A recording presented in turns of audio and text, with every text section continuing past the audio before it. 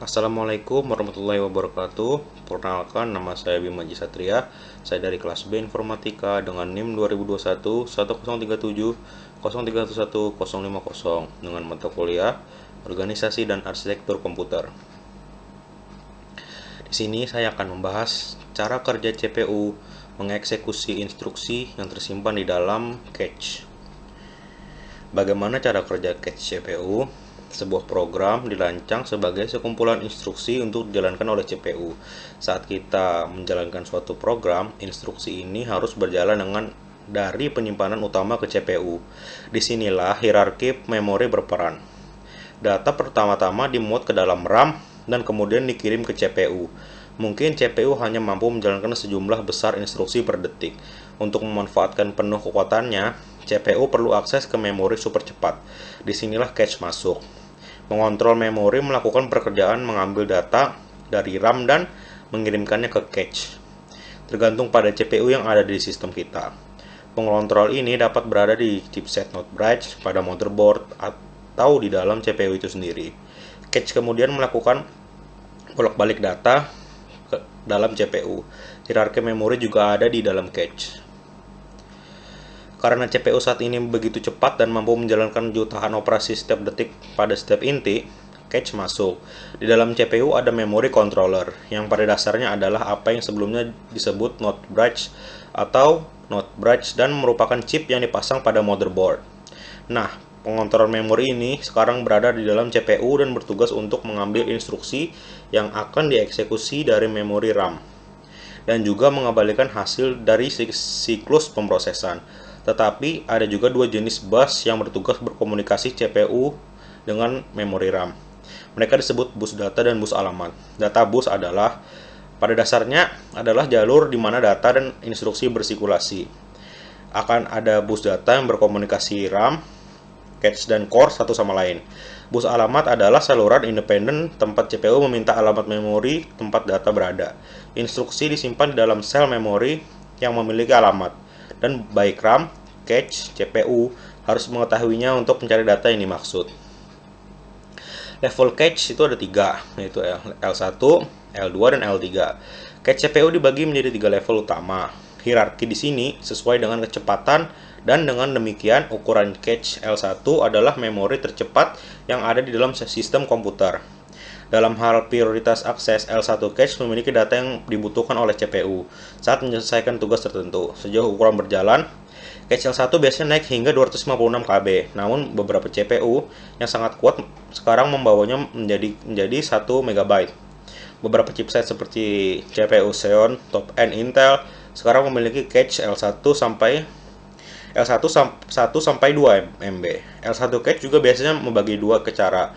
Yang pertama menjadi cache instruksi dan cache data. Cache instruksi berkaitan dengan informasi tentang operasi yang harus dilakukan, sementara cache data menyimpan data yang harus dilakukan untuk melakukan operasi. Cache L2. Cache L2 atau cache level 2 lebih lambat dari cache level 1, tetapi ukurannya lebih besar. Ukurannya biasanya bervariasi antara 256 KB hingga 8 MB. Meskipun CPU yang lebih baru dan kuat cenderung bisa lebih dari itu, cache L2 menyimpan data yang memungkinkan akan diakses oleh CPU berikutnya. Pada sebagian besar CPU modern, cache L1 L2 hadir pada core CPU sendiri, dengan masing-masing core mendapatkan cache sendiri.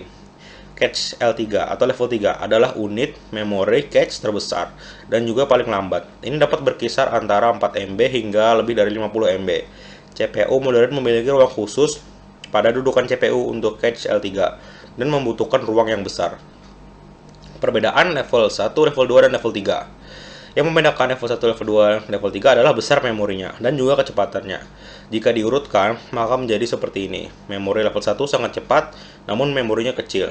Memori L2 lebih lambat dari L1, namun memiliki memori yang sedang. Memori L3 lebih lambat dari level 2, namun memiliki memori yang banyak. Hal yang cukup mempengaruhi performa prosesor bisa dilihat dari beberapa CPU cache yang dimiliki. Semakin besar memori cache-nya, maka data yang disimpan bisa lebih banyak, sehingga CPU tidak harus sering-sering mengakses RAM untuk mengambil data instruksi. Pastinya prosesor dengan memori cache yang besar akan berdampak pada harganya yang juga lebih mahal. CPU hit, miss, dan latensi. Data mengalir dari RAM ke cache L3, lalu L2, dan akhirnya ke L1. Ketika prosesor mencari data untuk melakukan operasi, pertama kali mencoba menemukannya di cache L1. Jika CPU dapat menemukannya, kondisi ini disebut cache hit. Kemudian hasil untuk menemukannya di L2, dan kemudian di level 3. Jika tidak menemukan data, ia mencoba mengakses dari memori utama. Ini disebut dengan cache miss. Seperti yang kita ketahui, cache dirancang untuk mempercepat bolak-balik informasi antara memori utama ke CPU. Waktu yang diperlukan untuk mengakses data dari memori disebut latensi. L1 memiliki latensi terendah, menjadi yang tercepat dan paling dekat dengan inti. Dan L3 memiliki yang tertinggi. Latensi menjadi lebih banyak ketika ada cache miss. Ini karena CPU harus mendapatkan data dari memori utama. Saat komputer menjadi lebih cepat dan lebih baik, pasti kita akan melihat penurunan latensi. Misalnya kita memiliki RAM DDR4, latensi rendah sekarang, dan SSD super cepat dengan waktu akses rendah sebagai penyimpanan utama. Hal itu dapat menyebabkan keduanya saling signifikan mengurangi latensi turunnya latensi keseluruhan. Sebelumnya, desain cache dulu memiliki cache L2 dan L3 di luar CPU yang memiliki efek negatif pada latensi. Namun, kemajuan dalam proses fabrikasi terkait dengan transistor CPU yang telah memungkinkan untuk memasukkan miliaran transistor ke dalam ruang yang lebih kecil dari sebelumnya. Akibatnya, lebih banyak ruang yang tersisa untuk cache, yang kemungkinan cache sedekat mungkin dengan inti, dan hal itu mengurangi latensi secara signifikan. Kesimpulan, cache prosesor secara substansial dapat meningkatkan kinerja sistem dengan memastikan CPU memiliki data sebanyak-banyaknya dengan cepat selama siklus mungkin. CPU memproses data dalam siklus yang dibutuhkan dan menghasilkan informasi melalui masing-masing proses panjang dengan hitungan nanodetik. Tujuan dari cache L1 adalah dengan CPU sehingga memiliki data untuk bekerja dengan setiap siklus yang dihadirkan.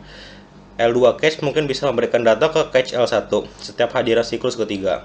Sedangkan cache L3 hanya bisa memberi feed data setiap 12 siklus.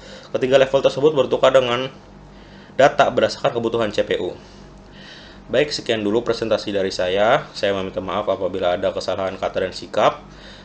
Terima kasih. Assalamualaikum warahmatullahi wabarakatuh.